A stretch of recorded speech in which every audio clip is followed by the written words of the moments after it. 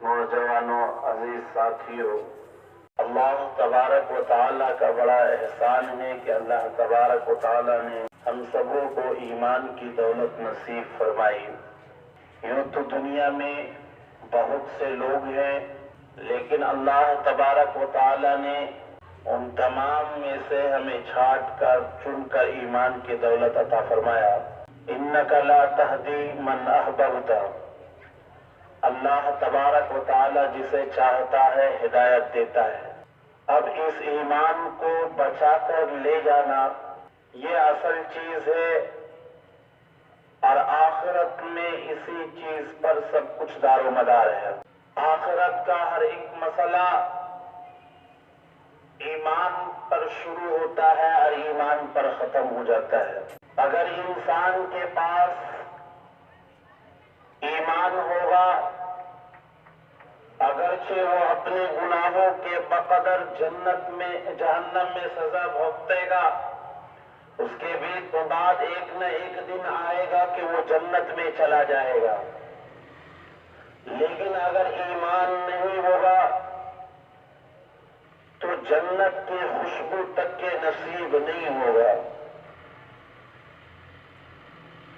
इसीलिए उस ईमान की फिक्र करना है, उस ईमान को बचाना है, उस ईमान को बनाना है।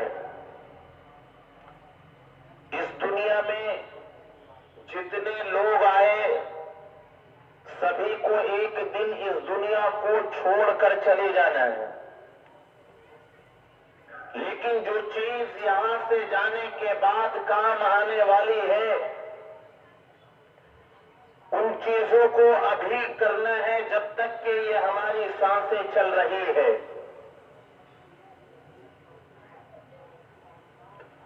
वरना इन सांसों को बंद हो जाने के बाद हम मोहताज हो जाएंगे।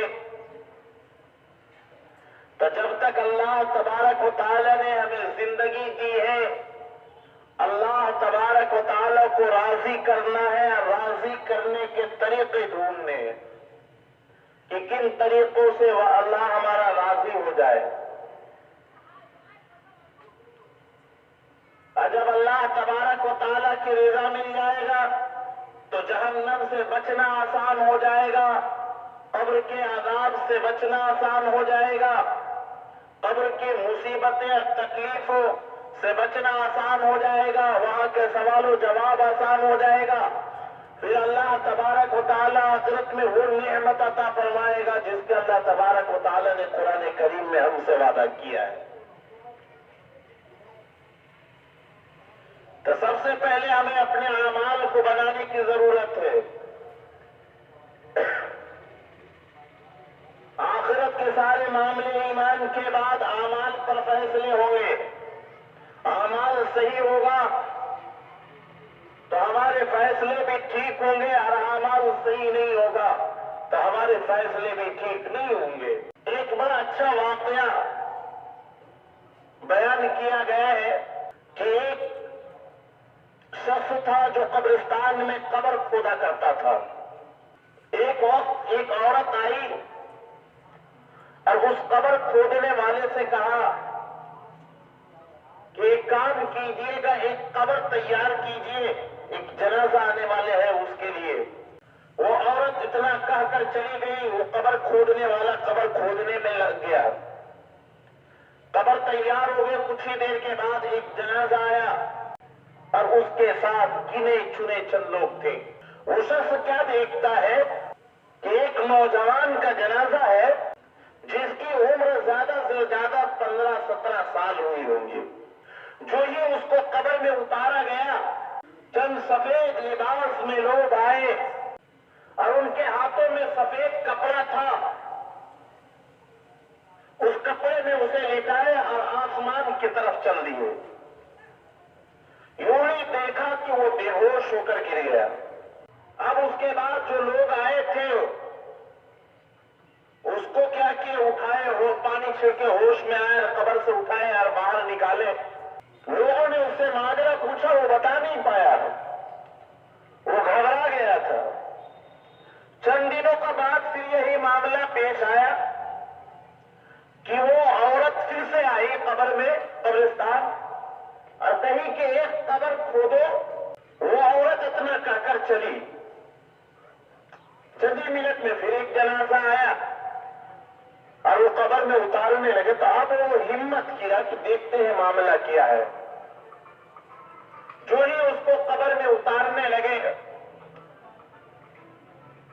پھر اسی طریقے سے معاملہ پیش آیا کہ چند لوگ آسمان کی جانب سے آئے اور سفید کپڑے میں اسے اٹھایا اور آسمان کی طرف لے کر چلے گئے. وہ شخص دیکھتا رہا. اس کی قبر جو ہے وہ خوشبوؤں سے معطر ہو گئی. پورے قبر مہکنے لگے. وہ شخص نے جو ہی دفن کیا اور اس کے بعد اس عورت کے پیچھے پیچھے بھاگا کہ آخر معاملہ کیا ہے, کون سا عمل ہے. جب وہ شخص وہاں پہنچا اس عورت سے پوچھا کہ بتاؤ کہ یہ کون تھے اور ان کے ساتھ یوں معاملہ پیش آیا, آخر ان کا معاملہ کیا ہے, آپ مجھے بتا دیجیے. وہ عورت کہنے لگی کہ یہ جنازے جو 2 جنازے تھے جن کے قبر میں نے کھودنے کے لیے کہا, یہ دونوں میرے بیٹے تھے. پہلا جنازہ جس کی عمر تقریباً 15-17 سال تھی, وہ میرا چھوٹا بیٹا تھا جو ابھی پڑھ رہا تھا, طالب علم تھا, قرآن کے علم حاصل کر رہا تھا, حدیث کا علم حاصل کر رہا تھا. اللہ کے رسول جناب محمد رسول اللہ صلی اللہ علیہ وسلم نے فرمایا کہ جو شخص علم حاصل کرتا ہے وہ جنت کے راستے پر ہوتا ہے, اور اسی حالات میں اگر اس کی موت آ جائے تو وہ سیدھا جنت میں جاتا ہے. تو کیا پہلا شخص جو تھا وہ طالب علم تھا, علم حاصل کرنے والا تھا, کہ دوسرا کون تھا؟ کہ دوسرا میرا بڑا بیٹا تھا جو اس طالب علم کا خرچہ اٹھایا کرتا تھا. اللہ تبارک و تعالیٰ نے اس طالب علم کی برکت سے کہ ایک علم حاصل کرنے والے کی کفالت, اس کی ضروریات, اس کے اسباب مہیا کرتا تھا, اللہ تبارک و تعالیٰ نے اس کے بدلے یہ عطا فرمایا ہے کہ اللہ تعالیٰ اس کی بھی مغفرت فرما دی. تو یہ دنیا دارالعمل ہے. یہاں ہم جس طریقے سے کارنامہ انجام دیں گے ہمارے ساتھ وہی معاملہ ہوگا. اس قبر کھودنے والا شخص اب ایک ادھیڑ عمر تو پہنچ چکا تھا, 40 سال 45 سال کی عمر ہو گئی تھی. وہ شخص جب یوں سنا, وہ شخص گیا اور اپنے علاقے کے عالم کے پاس گیا اور علم حاصل کرنے کا شروع کیا. 40 اور 45 سال کی عمر میں علم حاصل کرنا شروع کیا اور اپنے وقت کے محدث بنا. جب انعام اس کو سامنے نظر آیا, نتیجہ تو اس کے سامنے نظر آیا, تو وہ شخص اس وقت بھی اس کے لیے آسان ہو گیا. تو دنیا کی زندگی 4 دن کی ہے, آخرت کی زندگی اصل ہے. اور اللہ تبارک و تعالیٰ نے آخرت میں 2 ٹھکانے بنائے ہیں. ایک ٹھکانہ جنت ہے اور ایک ٹھکانہ جہنم ہے. ہر انسان کے آخرت میں 2 گھر ہیں. اب انسان اپنے اعمال سے ان دونوں گھروں میں سے جس کو چاہے اپنے لیے پسند کرے, اور یہ سارا معاملہ اس کے کردار, اس کے اعمال, اس کے اخلاق سے ہوں گے کہ اس کو کون سا گھر چاہیے. اب اللہ تبارک و تعالیٰ نے ہمیں اختیار دیا ہے کہ اب تم اپنے لیے جو گھر چاہو پسند کر لو. تمہیں جنت چاہیے یا جہنم چاہیے؟ پھر اللہ تبارک و تعالیٰ نے جنت کو کیسا بنایا ہے؟ حضرت سعید بن مسیب رحمۃ اللہ علیہ حضرت ابو ہریرہ رضی اللہ تعالیٰ عنہ کے شاگرد ہیں. حضرت ابو ہریرہ حضرت سعید بن مسیب رضی اللہ تعالیٰ, یہ دونوں حضرات بازار میں جا رہے تھے, سامان خریدنے بازار گئے, اور جو چیز حضرت ابو ہریرہ رضی اللہ تعالیٰ عنہ خریدنا چاہتے تھے وہ ان کو مل گیا.